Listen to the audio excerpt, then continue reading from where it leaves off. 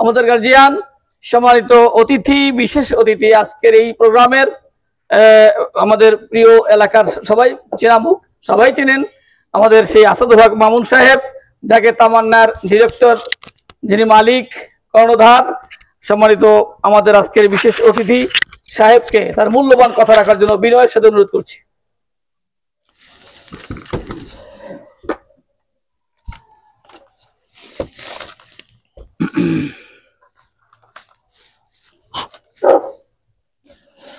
আউযু বিল্লাহি মিনাশ শাইতানির রাজিম। বিসমিল্লাহির রহমানির রহিম। আজকের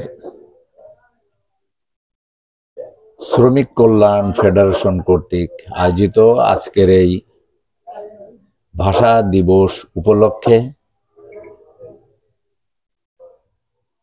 আজকের প্রধান মেহমান শ্রমিক কল্যাণ ফেডারেশনের কেন্দ্রীয় সহ সভাপতি আমাদের লস্কর ভাই, এবং এরপরে আমাদের রাহমাতুল্লাহ ওয়া বারাকাতুহু। আপনারা সবাই ভালো আছেন? আলহামদুলিল্লাহ, আলহামদুলিল্লাহ। নিজের ঘরে নিজে অতিথি হওয়া যায় না, যায় নাকি? মেহমান হওয়া যায় না। নিজের ঘরে নিজে মেহমান হওয়া যায় না, মেজবান হওয়া যায়।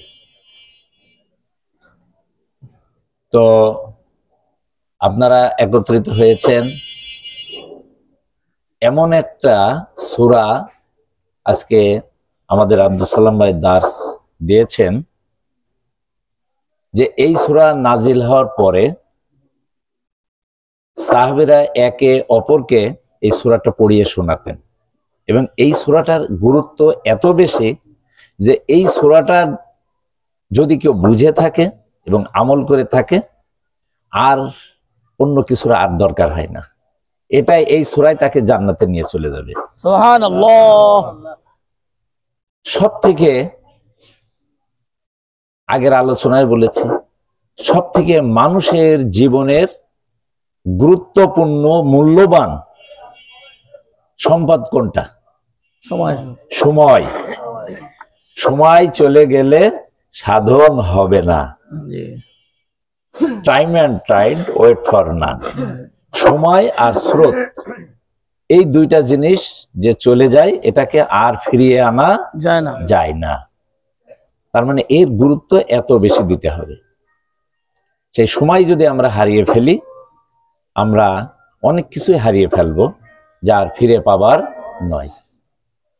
সারা রাত যদি এখানে আলোচনা হয়, আমরা এক কথায় বলবো না খুব ভালো আলোচনা হয়েছে, কোরআনের আলোচনা হয়েছে, খুব ভালো। ভালো কথাটাই আমরা বলবো, ঠিক কিনা? আজ পর্যন্ত বলেছি যে অমুক হুজুর আলোচনা করেছে, ভালো হয়নি। কণ্ঠ ভালো না হতে পারে, আলোচনার তো কোরআন থেকে আলোচনা করেছে, ভালো না হওয়ার তো কোনো যুক্তিকতা নাই, কারণ কোরআনের কথাগুলো আল্লাহর কথা এবং হাদিসের কথাগুলো আল্লাহর রসুলের কথা, ভালো হতেই হবে। এখন কথা হলো, কথাগুলো হলো ভালো ভালো, আমরা বুঝলাম কিনা। যদি না বুঝে থাকি তাহলে যত ভালো আলোচনাই হোক না কেন, তার থেকে রেজাল্ট আসবে না, আমরা পাবো না, কোনো রেজাল্ট আনতে পারবো না। তাহলে আমাদেরকে বুঝতে হবে। এখন এই বোতলে রাখা আছে মধু, পাশের বোতলে রাখা আছে সরষার তেল। হ্যাঁ, এখন এটা যখন আমি বুঝবো যে এটা মধু, তাহলে আমাকে আর বুঝতে বাকি থাকবে না এটা খুব মিষ্টি সুস্বাদু একটা জিনিস। সরষার তেল, এটা কি খাওয়া যাবে? এটা খাইতে হলে আবার অন্য প্রক্রিয়ায় খেতে হবে, তাই না? আমি যখন বুঝবো, কালার তো প্রায় কাছাকাছি হবে, তাই না? আমি যখন বুঝবো তখন এটাকে মধু বলে, মিষ্টি বলে আমি গ্রহণ করব, তাই না? তা আমাকে তো আগে প্রথম হলো বুঝতে হবে।